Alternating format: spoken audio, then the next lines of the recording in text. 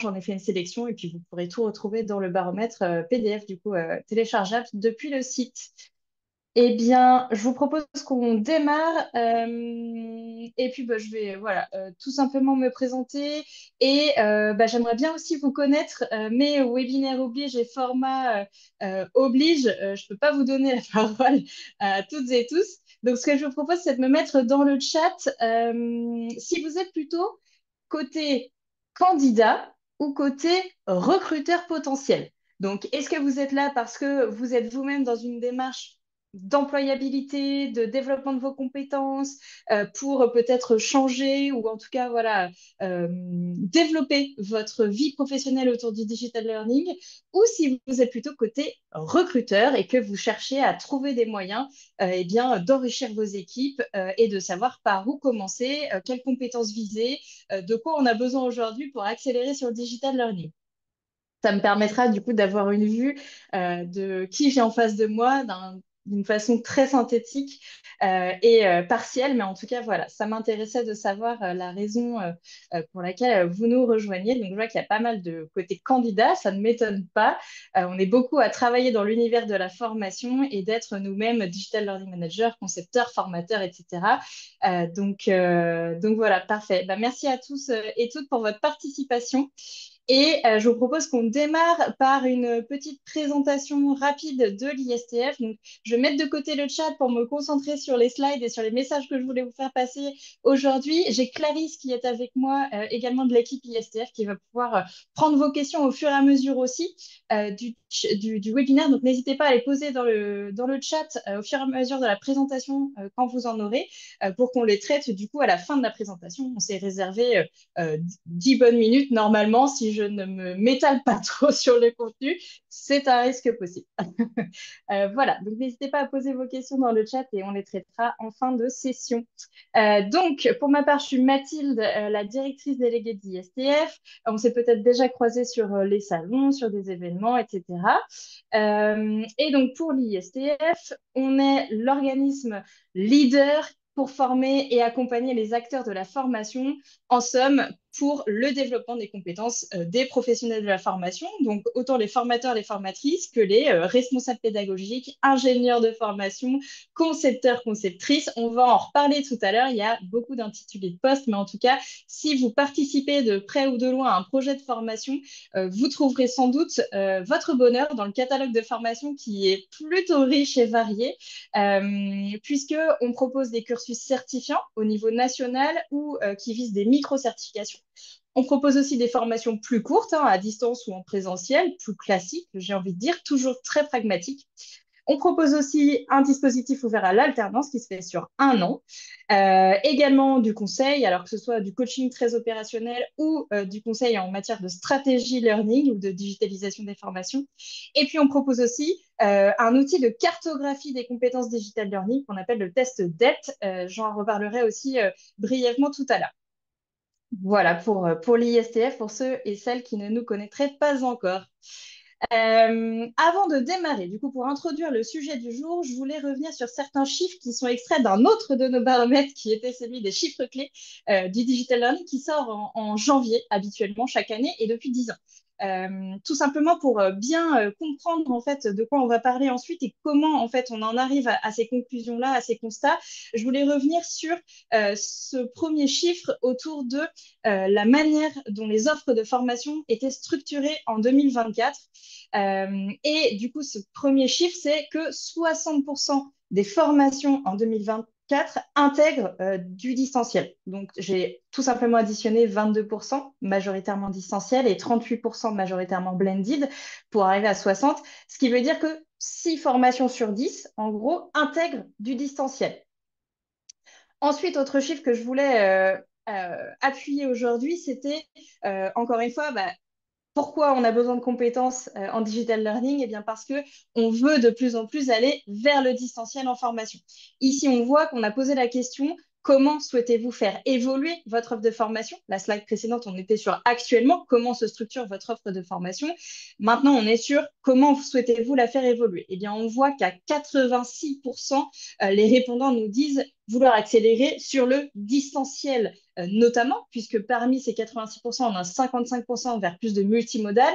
Mais en tout cas, on a énormément besoin, du coup, de développer, d'accélérer sur la partie distancielle, que ce soit pour du synchrone, donc plutôt les classes virtuelles, les visios, ou la partie asynchrone, donc créer des contenus qui vont nous permettre de structurer des parcours de formation digitalisés. Donc, par exemple, des ressources e-learning, des ressources vidéo learning, des podcasts, etc., etc. Il y en a un certain nombre de modalités qu'on peut utiliser en distanciel. En tout cas, le fait est qu'aujourd'hui, il va falloir trouver des moyens pour accélérer sur le distanciel. Justement, autre chiffre issu du baromètre sur des chiffres clés du coup de 2024, à la question comment produisez-vous, comment dire, obtenez-vous vos contenus digitaux asynchrones, eh bien, on voit très clairement qu'en 2024, on avait 75% de production en interne par rapport à la production, l'achat en fait de contenus en externe, à la fois des contenus sur étagère ou des contenus sur mesure. Et là, je voulais vous remettre en fait les datas de plusieurs années, de ces 10 dernières années. On voit clairement qu'il y a une énorme tendance qui tend vers la production en interne, l'internalisation de la création des ressources de formation asynchrone. Et quand on voit en parallèle que 52% des freins au digital learning sont liés au RH, on va du coup mieux comprendre les datas du baromètre sur l'employabilité et les compétences. En gros, pour arriver à 52%, on a additionné tout ce qui va concerner les ressources humaines, des équipes, à la fois le manque de temps, le manque de compétences, le manque d'effectifs et la difficulté à recruter des personnes compétentes. On arrive à 52%, donc en somme, la moitié des raisons pour lesquelles on n'accélère pas autant, voire on freine sur la digitalisation des formations, eh bien, c'est que c'est lié aux ressources humaines. Alors, j'avais eu un feedback d'une personne qui m'avait dit très bien, mais en fait, est-ce que tout ça, c'est pas lié aussi au manque d'adhésion des entreprises parce qu'elles ne mettent pas à la disposition des services formation, des équipes pédagogiques, les moyens. Effectivement, on est complètement d'accord. C'est une manière assez simpliste de résumer ça. C'est lié en tout cas au fait qu'il va y avoir des besoins en compétences, en temps dans les équipes pédagogiques et formation. Alors, premier chiffre du coup, et avec tout ça, j'espère que ce sera plus clair et transparent en tout cas, pour comprendre pourquoi le secteur du digital learning représente eh bien, un marché plein d'employabilité, plein d'opportunités. Et notre baromètre nous montre que pour 81% des sondés, leurs compétences en digital learning représentent une opportunité pour leur carrière. Autre chiffre intéressant en matière d'employabilité, c'est que la majorité des répondants à notre enquête, eh bien, les compétences en digital learning ont eu un impact moyen, du coup, on a fait une moyenne des réponses, de 15% sur leur salaire. C'est clairement pas négligeable. Et puis, dernier chiffre en matière d'employabilité, donc plutôt côté candidat, on voit là, c'est issu cette fois-ci de l'enquête d'insertion que l'on réalise tous les ans auprès de nos certifiés, donc certifiés chefs de projet digital learning et concepteurs de ressources e-learning. On voit effectivement que là, eh bien, le délai de retour à l'emploi moyen est de 3 mois après l'obtention de nos certifications en digital learning, du coup.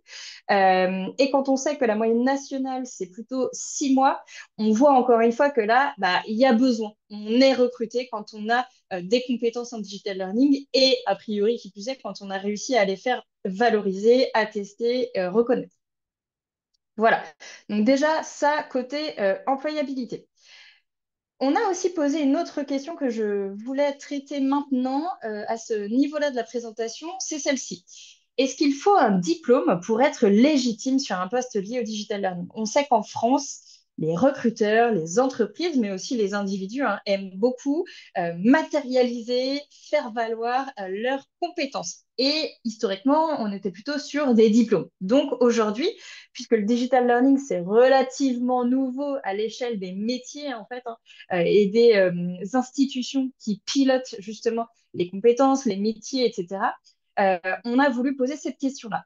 Vous voyez du coup que 46% des répondants, c'est un point de moins que l'année dernière, attribuent leur légitimité à leurs expériences. Donc c'est quand même énorme. Près de la moitié des personnes priorisent leurs expériences à la suite du coup des propositions qui étaient les certifications obtenues pour 39% des sondés. C'est quand même énorme et c'est 3 points de plus que l'année dernière. Donc c'est le seul des quatre items qui croît depuis l'année dernière.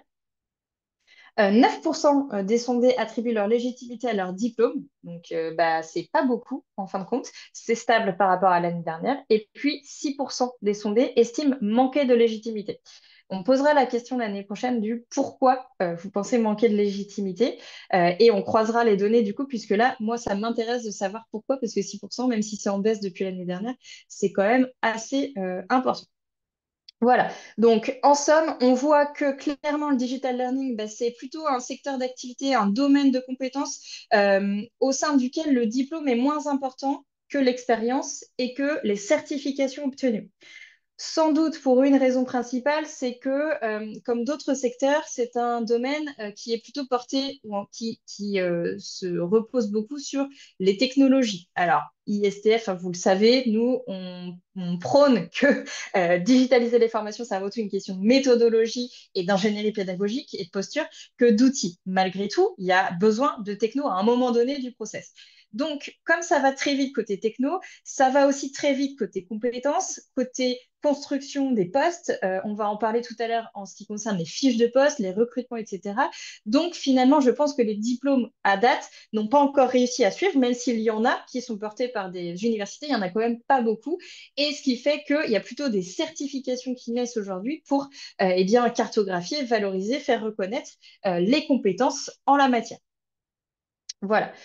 Ce qu'on peut voir aussi par rapport à ça, et je trouve que c'est plutôt pas mal, parce que c'est en train de changer. Cette année, on le voit particulièrement dans le cadre de notre veille, principalement pour nos futurs alternants. On fait une veille, en fait, hein, des annonces qui sortent sur le marché en ce qui concerne les recrutements autour des postes de concepteurs, conceptrices e-learning, digital learning, ingénierie pédagogique, digital learning manager. Et on voit en fait que dans ces annonces, de plus en plus d'entreprises gomment le critère du diplôme au profit du critère des expériences, des qualités, des appétences pour justement l'ingénierie pédagogique, la création de contenu, la prise en main d'outils digitaux, etc. Donc c'est plutôt pas mal de voir que les mentalités tendent à changer. C'est pas encore la majorité, hein, mais on en voit de plus en plus. Donc ça c'est chouette et je tenais à le signaler aujourd'hui.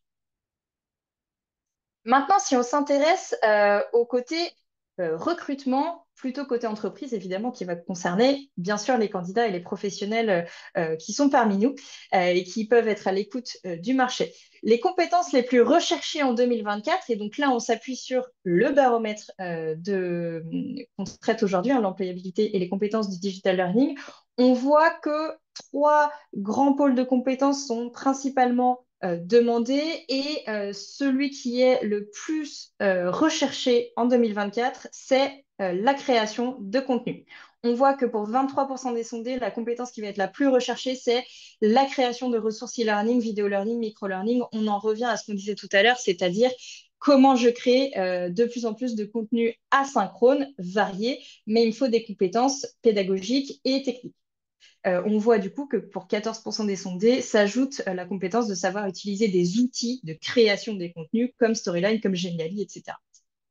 On voit aussi que pour 17% des sondés, c'est plutôt la compétence d'ingénierie pédagogique d'une formation multimodale, d'un dispositif qui va être recherchée, donc la scénarisation. Et puis côté animation, eh bien l'animation synchrone à distance et l'animation synchrone présentielle, eh bien, sont recherchées à la même hauteur, si on peut dire, à 9% pour chacune d'entre elles.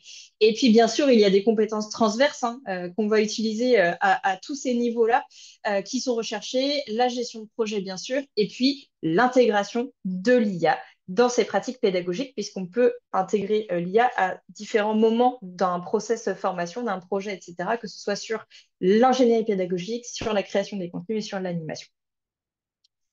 Voilà pour les compétences les plus recherchées. Et du coup, je vous disais tout à l'heure que j'allais vous reparler du test DELT. Je souhaitais vous montrer un petit peu à date quelle est la photographie moyenne du niveau de compétence, du niveau de maîtrise de ces domaines de compétences du digital learning. Et le test DELT, du coup, en ajoute un quatrième qui est l'ingénierie réglementaire, financière et économique du digital learning puisque au-delà de savoir construire et animer, il faut aussi savoir vendre ou savoir acheter. Donc, c'est important de traiter aussi ce domaine de compétences-là. Et donc là, on a les résultats moyens sur ces quatre grands domaines de compétences. On voit qu'il y a encore de la progression. Hein. On est sur des scores sur 1000 et on est entre 617 et 636 points sur 1000. Donc, il y a encore de la marge. N'hésitez pas du coup vous-même à faire le test si vous voulez alors, d'une part, vous challenger par rapport à ces résultats moyens, mais aussi et surtout cartographier vos compétences, mesurer votre niveau de maîtrise et savoir vers où vous tournez pour développer vos compétences. C'est un test que vous pouvez du coup passer en ligne et que vous pouvez commander directement sur le site. Donc, n'hésitez pas à le passer. Voilà. La suite, du coup, toujours côté recrutement, les postes les plus recherchés. On a parlé des compétences, maintenant on va parler des postes du coup qui sont les plus recherchés en 2024. Et on retrouve, eh bien, sans surprise compte tenu de tout ce qu'on s'est dit jusqu'ici, les concepteurs, conceptrices e-learning en tête. Suivent les digital learning managers, chefs de projet digital learning, formateurs, formatrices digitales, etc., etc. Je ne vais pas vous lire tout le classement, vous l'avez sous les yeux. Mention spéciale aux IA Learning Specialists, il n'en existe pas encore beaucoup, mais je pense que l'année prochaine, il y en aura sans doute plus. Et puis, comme on le disait, l'IA s'intègre à plein de niveaux. Donc, c'est vrai que à la fois, il faut des spécialistes, mais il faut aussi que tous les postes qui font partie du classement puissent intégrer cette compétence, en fait, plus que ce métier. Et puis, on voit que le top 4 des villes les plus dynamiques côté recrutement employabilité autour du digital learning sont Paris, Lyon, Nantes et Toulouse. Et du coup, par rapport à ça, et la veille, encore une fois, que l'on fait de notre côté, je pense que l'année prochaine, ou en tout cas, elles ne doivent pas être loin dans le classement, on retrouvera Bordeaux et Lille dans le classement. On voit de plus en plus d'annonces autour de ces villes-là. Voilà, donc ça c'était côté, on va dire, employabilité. Maintenant, on va s'intéresser plus particulièrement aux postes et ça va être très lié hein, forcément aux compétences et à l'employabilité, au recrutement. On a élaboré du coup via cette enquête et ce baromètre une cartographie des métiers et de à quel moment interviennent chacun de ces métiers au sein des process formation et des projets formation. Évidemment, du coup, on a cherché à faciliter la compréhension et de pouvoir synthétiser toutes les données qu'on avait. Donc, il n'y a pas tous les intitulés de poste. Et je le disais d'ailleurs tout à l'heure, il y a beaucoup, beaucoup, beaucoup d'intitulés qui existent aujourd'hui sur le marché du digital learning. Et pour vous donner un exemple très concret, pour un même intitulé de poste, ça peut équivaloir à 4, 5 fiches de poste différentes en fonction des entreprises.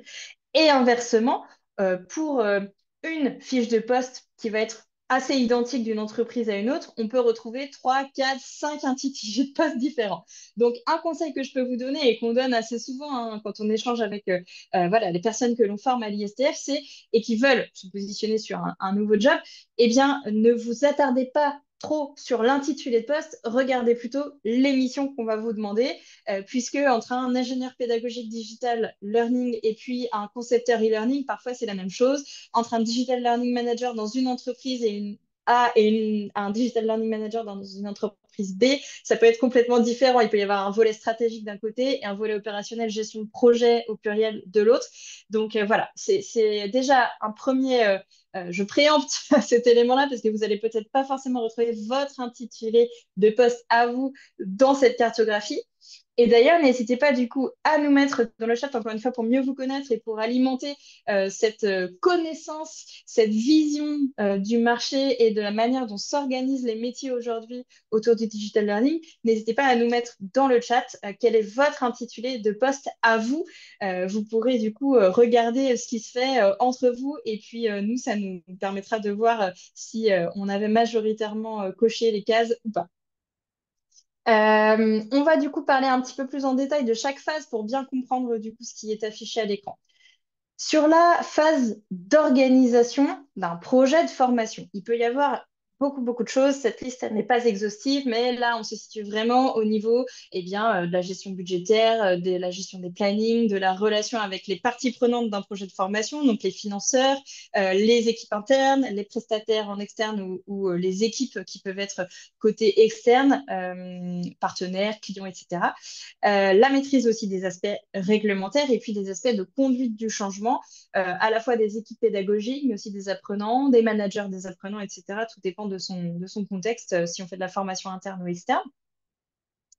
Ensuite, côté conception, à ce niveau-là, on va parler bien tout simplement de l'élaboration des dispositifs de formation. Donc là, on est clairement sur de l'ingénierie de parcours, de l'ingénierie pédagogique, et on va travailler sur l'expérience apprenant. Donc ça va toucher à plein de choses, à la fois de la scénarisation pédagogique, à la fois du marketing aussi, pour cibler ce qui va pouvoir être pertinent pour tel apprenant ou tel apprenant, par exemple. Voilà, donc on est vraiment à ce niveau-là quand on traite aujourd'hui sur cette présentation de la partie conception. Ensuite, au niveau de la partie production, on va être plutôt à l'échelle des contenus cette fois-ci, donc la conception pédagogique et la production, donc l'intégration avec des outils de contenu, donc des ressources qui peuvent servir à la fois pour des temps de formation synchrones, par exemple des présentiels, des classes virtuelles, ou bien asynchrones, on en a parlé, donc des contenus e-learning, rapid learning, vidéo learning, podcast, etc. Et puis enfin, quatrième phase, le déploiement avec cette fois-ci bien la livraison et l'intégration des contenus, des différents supports sur la plateforme de formation, la création des sessions, la convocation des apprenants, ça peut être ça aussi, l'accompagnement des apprenants, des formateurs, pourquoi pas, et puis le monitoring des dispositifs grâce à des indicateurs divers et variés. Voilà, donc une fois qu'on s'est dit ça, on va pouvoir mieux comprendre du coup qui fait quoi. Et vous voyez que, le responsable de formation, évidemment, va plutôt être sur la partie organisation. Il va particulièrement intervenir à ce niveau-là. Et puis aussi dans la conception des dispositifs.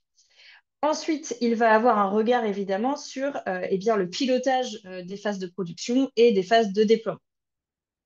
Le Digital Learning Manager, chef de projet Digital Learning, il va plutôt intervenir majoritairement aux phases de conception, un petit peu encore de production, notamment dans le pilotage, mais là, ça dépend vraiment des structures, hein. Il y a, chez certaines entreprises, chef de projet Digital Learning ou Digital Learning Manager, on va être beaucoup sur la production et un peu moins dans la conception, où ça va être un learning designer qui va s'en occuper. Tout dépend, encore une fois, de la manière dont les entreprises ont structuré leurs équipes.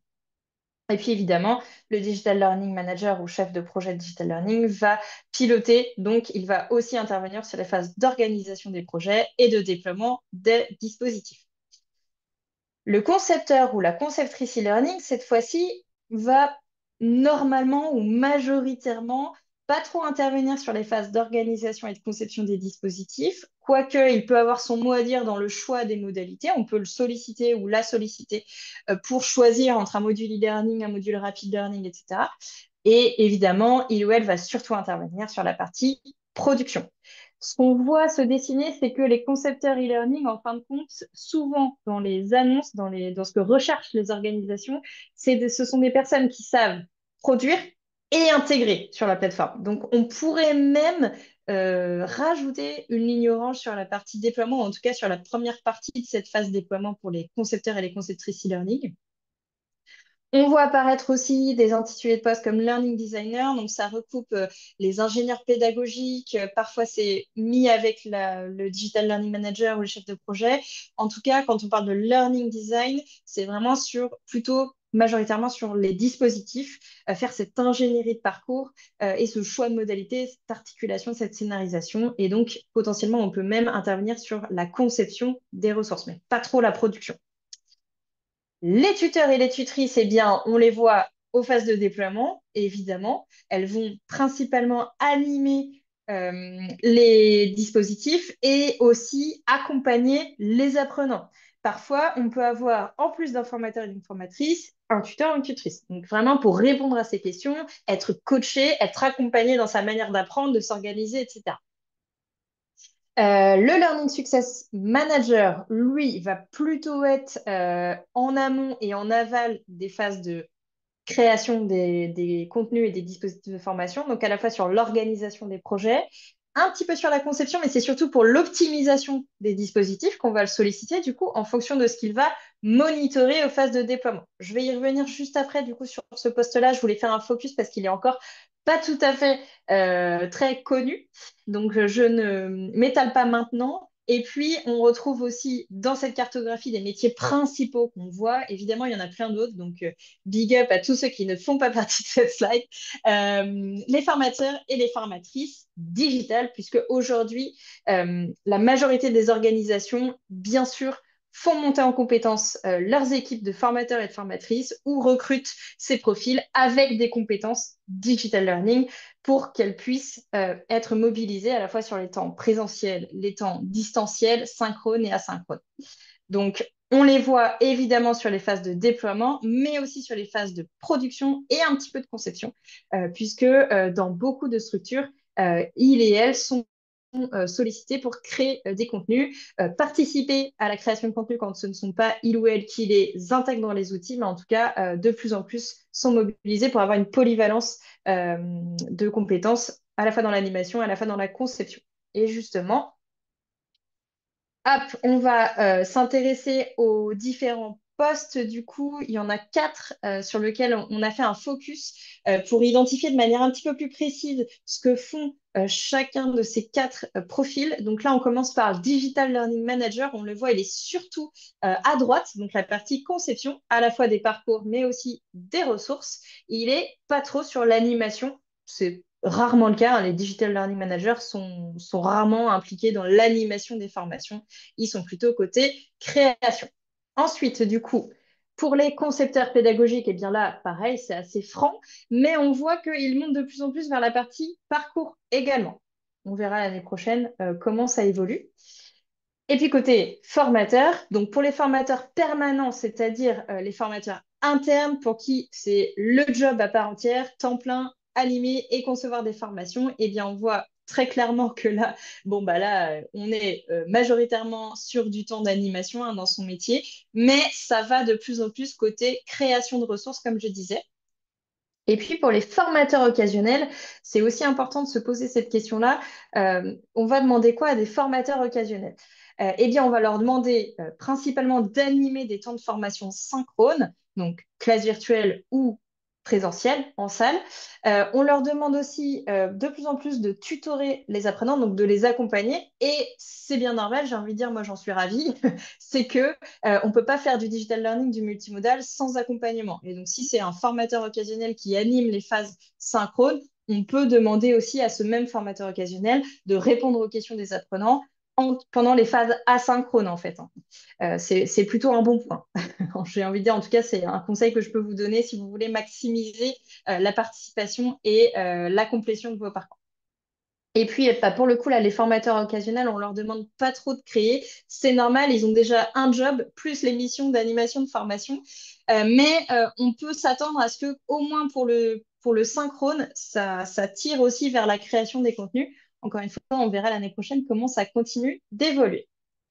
Pour conclure cette présentation, et puis on va passer du coup à la phase de réponse à vos questions, je voulais faire deux focus. Alors, c'est totalement arbitraire, c'est moi qui ai fait le choix de vous parler dans un premier temps du poste de formateur, formatrice, qui tend, encore une fois, j'en ai pas mal parlé déjà, mais vers la création des contenus. Et là, toujours pour voilà, vous montrer que ce sont des constats qu'on fait d'un baromètre à un autre, et c'est hyper intéressant, je trouve. Là, c'est une donnée, comme c'est indiqué, issue du baromètre sur les chiffres clés des digital learning, donc celui de janvier. On posait la question en 2024, quelle sera la priorité pour vos formateurs? Et donc, c'était une question plutôt orientée vers les responsables formation, etc. À 48%, ils nous disaient ça va être de créer des contenus digitaux à 5 mots. Encore une fois, on retrouve cet aspect-là.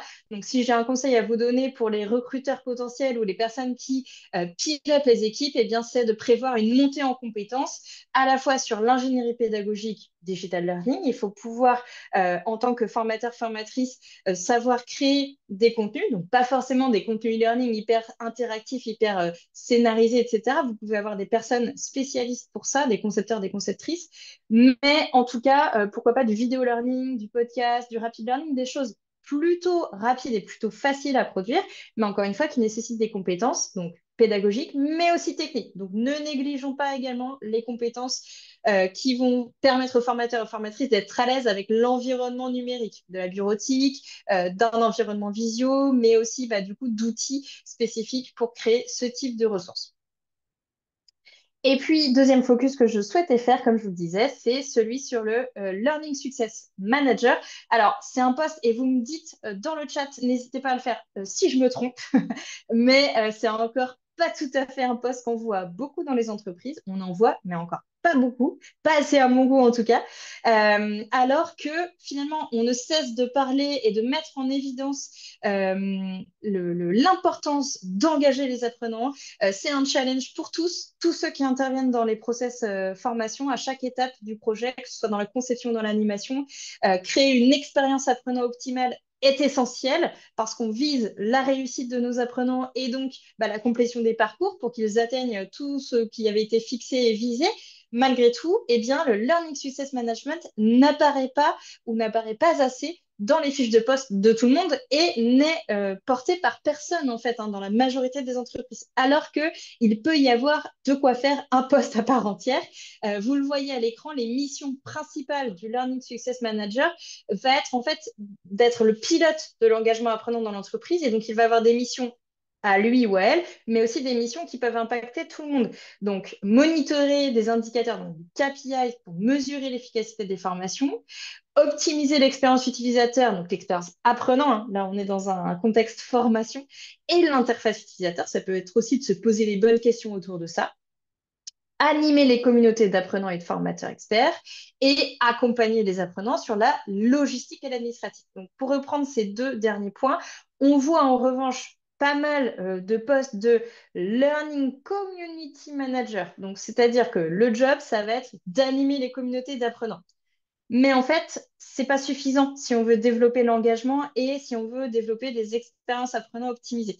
Donc, pensez à voir un petit peu plus large, un peu plus macro et de développer des missions de Learning Success Management, soit en créant un poste, soit en le dispatchant auprès de différentes personnes. Ça peut être des Digital Learning Managers, ça peut être des chefs de projet, ça peut être dispatché entre des concepteurs et des chargés de formation, puisqu'il y a aussi, dernier point, l'accompagnement des apprenants sur la partie logistique administrative. Je donne toujours cet exemple quand j'en parle, mais il est assez significatif, je trouve. C'est quand on fait du présentiel, c'est même plus un sujet que de préparer le café, de s'assurer qu'il va y avoir des gourmandises pour la pause, que tout le monde va avoir une chaise. Voilà, ce genre de choses, d'accueillir en fait et de s'occuper de la logistique.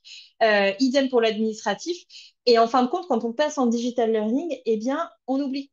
Alors que c'est d'autant plus important de préparer cet accueil et cet accompagnement quand l'apprenant va être solo derrière son PC pour démarrer un parcours ou pour se connecter à un moment donné dans le parcours à une classe virtuelle, suivre un module e-learning, etc. Donc, veillez à penser à ça. Cet accompagnement logistique et administratif autour du digital learning, c'est essentiel en fait pour que l'expérience apprenant soit optimale avant, pendant et après la formation. Voilà, c'est la fin de cette partie descendante. Merci beaucoup pour votre présence. Et du coup, bah, je vous propose de répondre à vos questions. Normalement, Clarisse m'a fait une petite sélection parce qu'elle a dû partir en avance par rapport du coup à la fin du webinaire. J'ai pas forcément l'extrait, donc je vais prendre des questions, celles que je vois dans le chat. Alors, la plus récente, du coup, celle qui est tout en bas, merci de repréciser l'objectif de l'outil DELT et comment l'utiliser. Alors, pour le coup, le test DELT, c'est vraiment un outil de cartographie des compétences digital learning, donc d'analyse et de mesure de cartographie de vos compétences en la matière. Donc, si vous connaissez le TOEIC pour l'anglais ou le TOSA pour les compétences bureautiques, eh bien, on a fait la même chose pour le digital learning. Ça n'existait pas. Et comme je disais tout à l'heure, comme on est sur un domaine de compétences qui évolue très vite, qui change et qui se complexifie, qui se développe, qui s'élargit de mois en mois, j'allais dire d'année en année, mais là on parle vraiment de mois en mois, il fallait en fait créer cet outil pour que à la fois les individus puissent mesurer leur niveau de compétence, leur niveau de maîtrise des quatre grands domaines de compétences que j'ai présentés tout à l'heure, pour savoir en fait comment je me positionne par rapport au marché.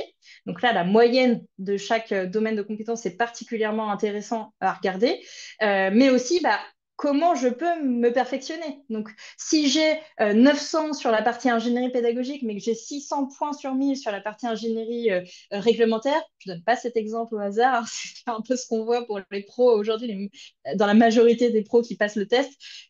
Cette partie-là, elle est souvent moindre en termes de maîtrise des compétences par rapport aux autres. Eh bien, je sais que c'est là-dessus que je vais devoir me focus et pourquoi pas, du coup, orienter mes prochaines formations, mes prochaines demandes de formation, si j'ai la chance de pouvoir bénéficier d'un plan de développement des compétences, etc.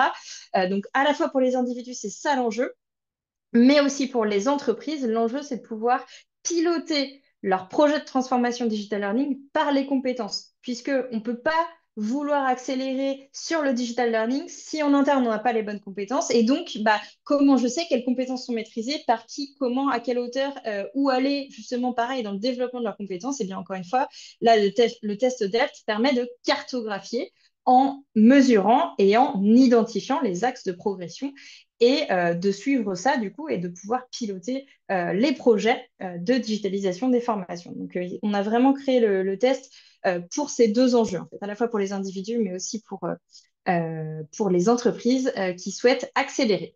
Voilà. Je vois du coup que quelqu'un vient d'arriver. Vous aurez tout le replay du coup à disposition. N'hésitez pas par la suite à nous solliciter. Moi, j'échangerai avec vous avec plaisir sur ces sujets d'employabilité et de réorientation, puisque là, c'est l'enjeu. J'essaye de voir quelle autre question prendre. Alors, l'employabilité pour les plus de 50 ans, j'ai pas de taux particulier à vous donner. En revanche, ce que je peux vous dire, c'est que à l'ISTF, on forme de tout âge, et que ce soit dans notre parcours en alternance, dans les formations courtes que l'on fait, dans les cursus certifiants ORS, on a vraiment des personnes de allez, 20 ans à 65 ans, 70 ans, enfin voilà, c'est vraiment vaste parce que c'est un enjeu à la fois pour les professionnels en poste. Ils ont besoin aujourd'hui, c'est même plus un accessoire ou une valeur ajoutée sur le marché que d'avoir des compétences en digital learning, c'est essentiel. Les entreprises ne vont plus recruter d'ingénieurs pédagogiques ou de chefs de projet formation sans compétences en digital learning. Donc après, le curseur est à positionner différemment, hein. Les entreprises, certaines vont vouloir plutôt des personnes hyper expertes, hyper expérimentées, avec un très haut niveau de maîtrise de compétences digital learning, et puis d'autres vont pouvoir plutôt orienter leur recherche sur des personnes plus débutantes. Voilà, il n'y a pas de souci. Mais en tout cas, c'est plus une valeur ajoutée, c'est essentiel. Donc, ça concerne des personnes qui sont en poste. Donc, de là, on peut se dire de 30 à 65 ans, 70 ans pour les indépendants. Certains sont passionnés et bossent tard. Et puis, à la fois pour les personnes qui veulent se positionner sur ces métiers-là, les plus jeunes, du coup, en fait, c'est pareil, c'est plus un sujet. On ne va plus considérer le métier d'ingénieur pédagogique sans la patte digital learning. Donc, c'est la raison pour laquelle on a vraiment de tous les âges. Alors, je vois du coup dans quel poste se réalise l'optimisation du process. Eh bien, si l'entreprise met ça au cœur de sa stratégie, il va y avoir un poste de Learning Success Manager. Si c'est pas le cas ou que voilà, le poste on préfère traiter le poste de manière transversale, eh bien, ça va concerner toutes les personnes qui interviennent au sein d'un projet formation. Donc, le responsable formation, le responsable pédagogique, l'ingénieur formation, le chef de projet, etc., etc. C'est quelque chose qu'on peut vraiment mettre en place partout. Et en fait, d'avoir un pilote malgré tout, bah, ça permet vraiment de pouvoir embarquer, de pouvoir mesurer des KPIs et de pouvoir aller taper aux portes des bonnes personnes. Par exemple, bah, j'ai identifié que sur telle formation, les personnes viennent en nombre au démarrage. Donc, ça veut dire que la com était bonne, que le marketing était bon, que le choix des modalités et le sujet de scénarisation et d'articulation, tout ça, c'était OK. Les gens sont venus, ça leur donnait envie. Et par contre, on voit que au bout de, je sais pas, de la deuxième étape, on a une grosse baisse de fréquentation et plus personne ne vient, ou en tout cas, voilà. Et donc, personne ne finit le parcours. Bien là, le rôle du Learning Success Manager, déjà, ça va être, grâce à ces KPIs et ces monitoring, d'identifier ce problème et du coup, d'aller plutôt voir, bah, par exemple, on peut se dire, bah, les personnes abandonnent, ça veut dire qu'elles manquent d'accompagnement. Personne n'est là pour les relancer, personne n'est là potentiellement pour répondre aux questions. Donc, je vais aller voir déjà si mes suppositions sont bonnes, si mes hypothèses sont celles effectivement qui sont les bonnes. Et en fonction, je vais aller voir bah, les personnes en charge de l'accompagnement, les personnes en charge de la création des ressources. Peut-être que c'était une question aussi du X dans les contenus. Au final, les contenus étaient vraiment pas engageants et du coup, les personnes, hop, elles arrêtent. Donc voilà, ça c'est le rôle du Learning Success Manager et je trouve que d'avoir au moins un pilote et après de dispatcher les missions au sein de toutes les autres casquettes, ça peut vraiment être efficace. Voilà, et ben écoutez, alors, on voit, faites le test de recherche de poste ingénieur pédagogique sur les sites de France Travail ou de l'APEC. C'est en moyenne plusieurs dizaines de propositions de postes chaque mois. On est d'accord, c'est un marché où il y a beaucoup, beaucoup de potentiel et d'opportunités. Donc, let's go. Allez. Alors, d'autres questions? Si je fais la formation de chef de projet Digital Learning chez vous, est-ce que, déjà, bien vu, vraiment bienvenue et très bon choix. Euh, est-ce qu'on peut postuler dans un poste d'ingénieur pédagogique Bac+3, sachant que j'ai le titre FPA formatrice, donc Bac+2? Moi, j'ai tendance à vous dire oui, allez-y, parce que, comme je disais tout à l'heure, il y a des entreprises qui vont mettre dans leur annonce un critère de diplôme. Donc là, par exemple, on ne veut que des Bac+3. Très bien, mais en fait, aujourd'hui, il y a très peu de diplômes en France qui déjà délivrent des Bac+3 en matière de digitalisation des formations. C'est plutôt des Bac+5. Il y a des Bac+3, mais pas beaucoup. Donc, ça veut dire qu'ils vont recevoir peu de candidatures. Après, sinon, ça pourrait être des Bac+3 sur d'autres domaines d'activité et les personnes sont montées en compétences par la suite autour du digital learning. Donc, vraiment, il faut, à mon sens, plutôt valoriser ce qu'on voyait tout à l'heure, c'est-à-dire les compétences, vos expériences et la certification. Aujourd'hui, j'en ai pas encore, je l'ai pas dit comme ça et j'en ai pas encore parlé, mais on tend de plus en plus vers une valorisation des certifications, que ce soit des certifications nationales, donc celles du RNCP ou du répertoire spécifique, plus particulièrement, mais aussi les micro-certifications. Et ça, les entreprises en ont de plus en plus conscience parce qu'elles le mettent elles-mêmes en place, les micro-certifications, et l'ingénierie de compétences, ça se met de plus en plus en place dans les structures. Donc, il faut vraiment participer à ce changement en n'ayant pas peur, en fait, de toute façon, de postuler. Et au pire des cas, bah, vous serez pas sollicité pour un entretien, mais il faut tenter le coup. Et par expérience, avec les personnes que l'on forme, que l'on accompagne ou les alternants, etc., que l'on positionne sur des annonces, ça paye en fait de tenter le coup à la lecture de certains CV, dossiers de candidature, etc. Bah, les entreprises vous invitent à un entretien et ça peut fonctionner même sans le Bac+3 qui était attendu à la base. Donc vraiment, moi je dis tentez le coup et je suis sûre que ça paiera. Eh bien, écoutez, on est dans notre timing, midi 15. Je peux éventuellement prendre une dernière question pour celles et ceux qui veulent rester. Sinon, pour celles et ceux qui voudraient partir parce que vous avez d'autres choses de prévues, ce que je peux complètement comprendre, n'hésitez pas à partir. Je peux prendre du coup la dernière question qui est arrivée. Est-ce que vous proposez des formations spécifiques aux compétences techniques nécessaires à la production des contenus? Oui, n'hésitez pas à aller voir du coup le catalogue ou à nous solliciter pour que l'un de nos conseillers formation vous accompagne dans le choix de la bonne formation. Quel type d'entreprise recrute des alternants sur vos parcours? Eh bien, c'est une bonne question. Tout type d'entreprise, hein. On a vraiment des grandes structures qui veulent du coup bah, voilà, enrichir leurs équipes, qui sont déjà bien structurées et qui ont besoin bah, d'accélérer, comme on disait tout à l'heure. Aussi bah, des personnes qui sont plutôt dans des organismes de formation ou des plus petites structures qui n'ont pas encore vraiment de structure autour du digital learning et donc qui veulent du coup démarrer en recrutant un alternant pour accompagner cette transformation en fait, hein, digitale. Grâce au parcours, du coup, on va avoir quelqu'un qui va pouvoir mener des projets et ça fait une bonne manière de démarrer, de voir si on a de quoi faire un temps plein. C'est aussi un retour que j'ai souvent. Oui, mais moi, je ne sais pas si je vais pouvoir avoir quelqu'un à temps plein chez moi pour faire ça. C'est-à-dire créer des contenus digitaux, animer la communauté de formateurs, potentiellement préparer des formations digitalisées pour des classes virtuelles, des présentiels, etc. Et donc, l'alternance, en fait, peut permettre de voir s'il y a suffisamment de boulot pour une personne à plein temps ou alors plutôt à mi-temps, etc. Donc, c'est aussi un des enjeux des organisations qui font appel à nous. Donc, c'est vraiment de tout type, partout où il y a de la formation. Il y a du besoin aujourd'hui sur des compétences en digital learning. Voilà, j'avais dit que je prenais une question, ça fait déjà deux. Il y a plein de questions qui arrivent dans le chat. Donc, bah, si vous voulez discuter, n'hésitez pas à me contacter sur LinkedIn, à m'écrire. Moi, je vous répondrai avec plaisir. N'hésitez pas à nous faire un petit coucou sur la page ISTF, à vous abonner, etc. Je fais la pub de nos canaux de communication.